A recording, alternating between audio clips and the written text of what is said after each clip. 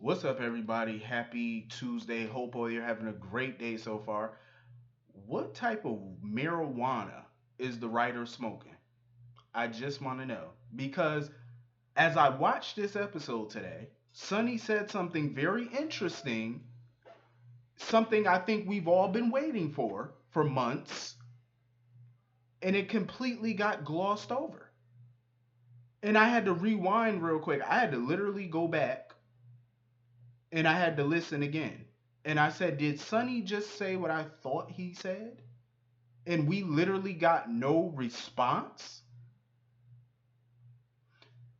And I quote, Sonny was telling Jason how Michael was cunning and ruthless and he was strategic.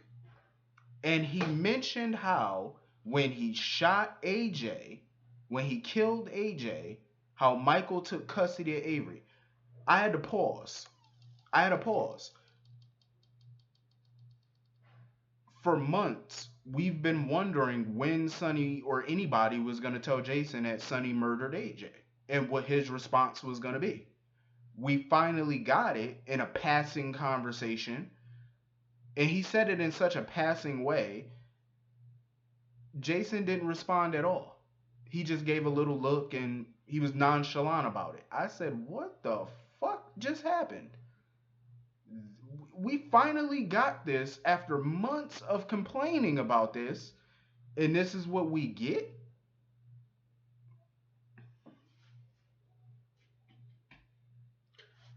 I'm thoroughly upset by this. I wanted to turn the whole damn TV off. I wanted to turn the channel. I said, really? So Jason has no response to this? No rebuttal? This man just admitted he murdered your brother who you thought was dead, but apparently came back, and he murdered him. You have no response. Cat got your tongue. You said nothing. You just sat there. Really? I understand Jason and AJ didn't get along, but that was still his brother. And Jason just seemed like he didn't give a flying fuck. I said, okay. Really? I guess Monica is the only Quartermain, I suppose, that's still pissed about this because Jason doesn't care. Michael stopped caring, I guess. I'm like, really? Whatever. It just blew my fucking mind today. I said, wow, they mentioned it and Jason was very nonchalant, didn't care. I guess, okay. And yet, all the times Jason wanted to kill Rick, Sonny stopped him. So it was okay for Sonny to murder Jason's brother, but Jason can't murder his. We need new writers ASAP. We need them. Please, somebody step up, please. Any one of you who watched this video, I would literally, if I was in charge of ABC, I'd probably hire either one of y'all, any one of you. I'm pretty sure. Hell, I'm gonna be honest with you. I would hire Lassie, the dog, to write this show because I feel like Lassie could write a better storyline or a better script. I'm just saying, like, what type of fuckery was this? I expected some type of reaction, some type of attitude, maybe some type of anger. I just expected. I guess you know what? I don't blame the writers. I blame myself. I'm sorry. I blame myself because you know what? I had high expectations, and you know what? I keep forgetting what show I'm watching. I need to start lowering my expectations. I do. I don't know why I always have high expectations for things, and and and I get disappointed time and time again because I overestimate these writers when I don't know. I blame myself. I need to stop. I need to set my expectation bar lower than what I have it at. Because right now my expectation bar for this show is like up here, and it should be way down to the ground. I mean, literally at the ground level. That's where my expectations need to start being for this show. And I think I feel much better once I lower my expectations. Because it's moving on. Anyway, I'm done talking about that. I don't even want to talk about that no more. Cause I think I'm gonna get mad all over again if I keep talking about it. I might throw my phone at the wall or something. I don't know. I'm just anyway. moving on. I can understand where Jason was coming from, where he told Michael, you know, what Michael is doing is dangerous. But but I have to agree with Michael on this. Some people keep saying, "Oh, he should pull out of this," and hell no, hell no, hell no. Some people were complaining yesterday saying that Michael should have told Jason and Sonny about the plan of him supposedly dying and stuff. Here's the thing. I get where y'all are coming from, but I wouldn't have mind if Michael didn't tell them. And I'm gonna tell you why. Because Michael has been playing this so close to the vest, he just don't want nothing to go wrong with this. Usually when you don't want something to go wrong, usually it tends to kind of go wrong, but if you remember a couple years ago when Sonny was in the wheelchair, he didn't tell anybody that he could walk again. He didn't tell anybody. He didn't tell nobody, and Carly was pissed that he didn't tell her. But I understood why he didn't tell her though, because he wanted to lure his enemies into a false sense of security. He wanted his enemies to think he was weak. So that way, when they come after him, he could get, you know, he got the upper hand on them because he's gonna surprise the shit out of them. That was a smart move and it paid off for Sonny. I'm hoping this pays off for Michael the way it paid off for Sonny a couple years ago. That's why I wanted Michael to play this real close to the vest, and I think he should. And he has been doing a damn good job of it so far. Do I think something might go wrong? Of course. This is General Hospital. Of course something's gonna go wrong. Nothing ever goes as planned, of course. But I can understand where Michael's coming from and I can understand where Jason coming from. But I do agree with Sonny. I can't believe I said that. But I agree with Sonny that they just have to roll with it and let Michael handle this. He's a grown man. He is smart. He knows what the fuck he's doing. Let him do this. You know, I think that they should be there as a safety net, as backup, of course, but don't interfere. And I can see it on Jason's face. He wants to interfere. He wants to do something. And it looked like he had some type of plan of his own cooking when he was talking to Sam. Um, and Sam tried to talk to him, you know, let him know like Michael learned from you. So she's pretty sure Michael was capable of handling himself as well. But I could see it on Jason's face. He wants to do something. And I wish that he wouldn't. I'm just saying, not unless he knows it's a foolproof plan. I don't want nobody interfering in this unless they know for a fact they have a plan to really take Nell down. Speaking of taking Nell down, Chase. I was kind of confused with Chase at first because when he was talking to Nell and stuff, talking about, oh, Michael gonna strip everything away from you. Like, what if he changes his mind and wants to divorce you? At first, I'm like, Chase, what the hell are you doing? But then I thought about it. I'm like, you know what? Never mind. I know what he doing. He playing the game. They want Nell to try to kill Michael. That's what they want. So he has to plant those seeds in her head that Michael's gonna let his family get in his ear. He's gonna take everything away from her. That's what they want her to do. They want to get her riled up. You know, they want to kind of subliminally motivate her to try and want to kill Michael. Um, and it looked like it was working too, because I could see the wheels in her head spinning. It looked like it was working. And it was so funny when Michael came back to the restaurant and he gave Nell that prenup. The look on her face when he said prenuptial agreement looked like somebody just smacked the dog shit out of her. That's the look she gave, like she just got punched in the gut. But I'm looking at her like, you really thought Michael was gonna marry you without a prenup? Really? You really thought a multi-millionaire who is the CEO and part owner of a multi-million dollar company who has millions of dollars, you thought he was gonna marry a broke bitch like you who ain't got a dollar to her name? No. Of course he was gonna have a prenuptial agreement. Duh. He would have been a fool not to.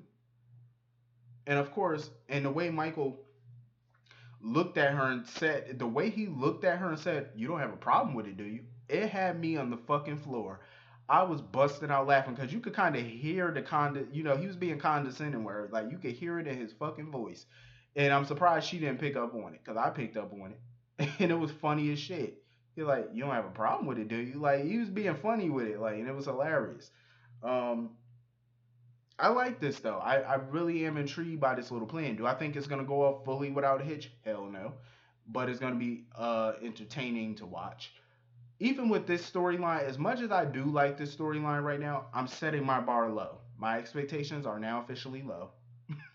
The payoff for this storyline, my expectations for that are low. I'm not raising it up like I did before. I'm raising it very low to the ground. I'm just saying, I got to keep it 100. I got to be real.